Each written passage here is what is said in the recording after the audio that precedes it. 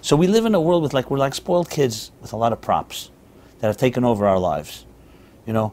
And they're all great things. Sports are great. It's all great, but it's all a bunch of distractions. And it takes us away from what is real. So I think the biggest challenge in life in the search is not so much do this, do that. It's to look at all these things and say, what am I created all these little idols.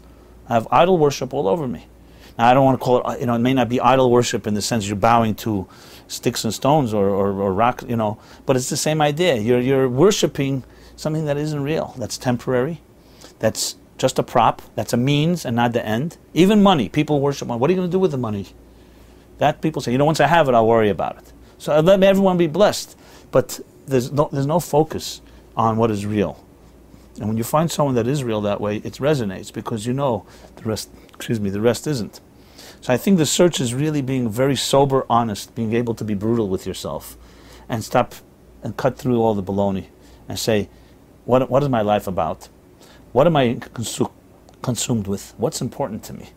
And make a list. Take a list and put it on paper. What's important to you? And tell me how many things are really eternally important, or how many things really can you live without?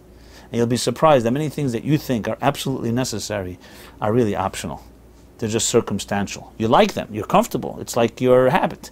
It's your menu. It's your diet. But it's not necessary. For me, I could tell you I live in the same world that every one of us lives in. We're in the same boat.